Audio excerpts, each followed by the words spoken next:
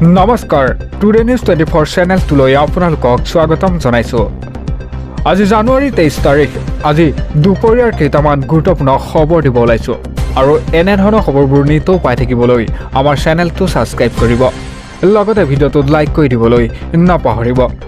এই মুহূৰ্তত দিব লৈছোঁ এটা ভাল খবৰ। বিহুৰ আগতেই ৰাজ্যৰ লাখ লাখ মহিলাৰ একাউণ্টত চৰকাৰে দিব 10,000কৈ টকা। এটা দীঘলীয়া তালিকা সাজু কৰা হৈছে।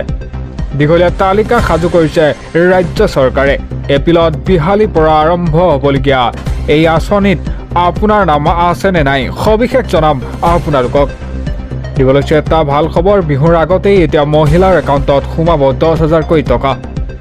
ৰাজ্যৰ লাখ লাখ মহিলাই লাভ কৰিব চৰকাৰৰ 10,000কৈ টকা। এতিয়া প্ৰথম পৰ্যায়ত 27 লাখ মহিলাৰ তালিকা সাজু কৰিছে ৰাজ্য চৰকাৰে। 10,000 নহয়, পৰ্যায়ক্ৰমে এইসকল মহিলাই পাব 50,000 টকা পৰ্যন্ত। এটা মহিলাৰ উদ্যমিতা আঁচনিৰ অধীনত মুঠ 31 লাখ মহিলাই পাব ধন। আবেদন কৰা মহিলাসকলৰ ভিতৰত 31 লাখ মহিলাই উপযুক্ত বুলি নিৰ্বাচিত কৰা হৈছে। এতিয়া প্ৰথম পৰ্যায়ত ইয়াৰে 27 লাখ মহিলাক এই সুবিধা দিব চৰকাৰে। এপ্ৰিলত এইসকল মহিলাই লাভ কৰিব 10,000কৈ টকা। ইয়াৰ পিছতেই এতিয়া বেংকৰ ঋণ আৰু ৰাজসাহায্যৰ মিলি লাভ কৰিব 25,000কৈ টকা। অহা মাহৰ পৰা প্ৰস্তুত কৰা হ'ব এই আঁচনিৰ চূড়ান্ত তালিকা। এটা এপ্ৰিলত বিহালীৰ পৰা আৰম্ভ হ'ব এই আঁচনিৰ ধন বিতৰণৰ কাৰ্যসূচী।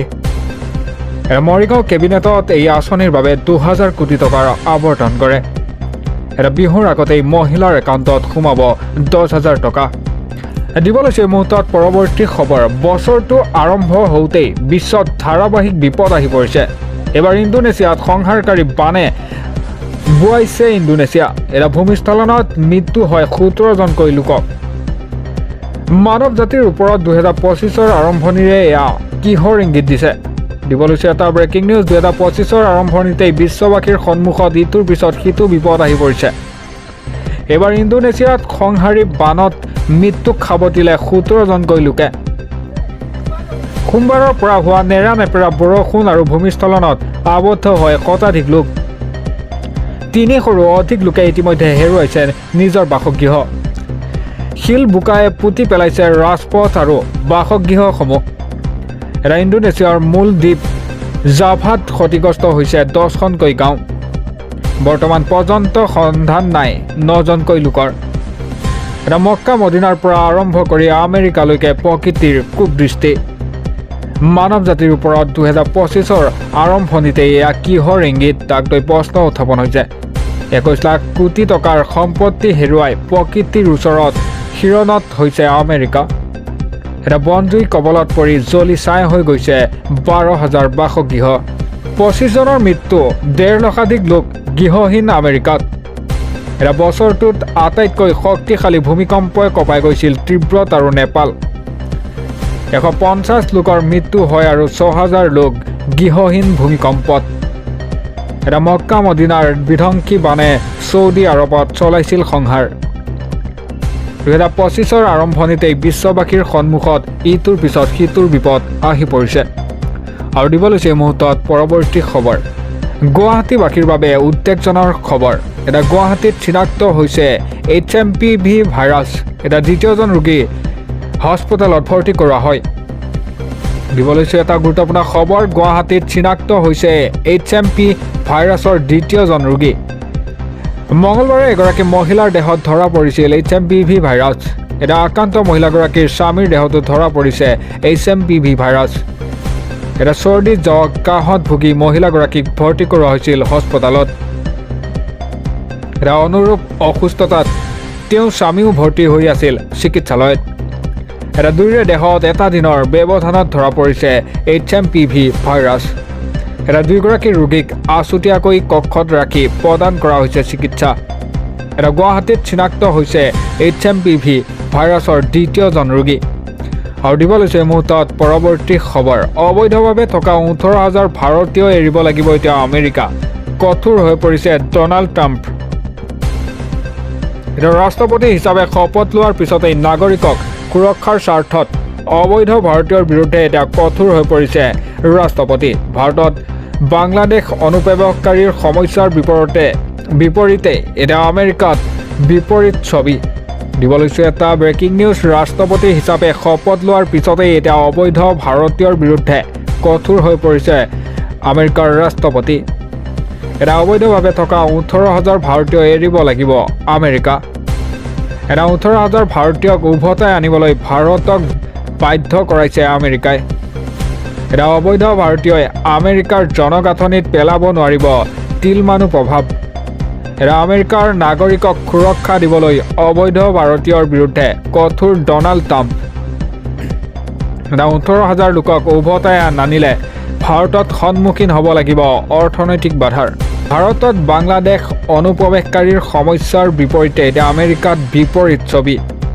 এতিয়া ভাৰততে বন্ধু বন্ধু বুলি কোৱা আমেৰিকাই নাৰাখে এতিয়া অবৈধভাৱে থকা ভাৰতীয়ক।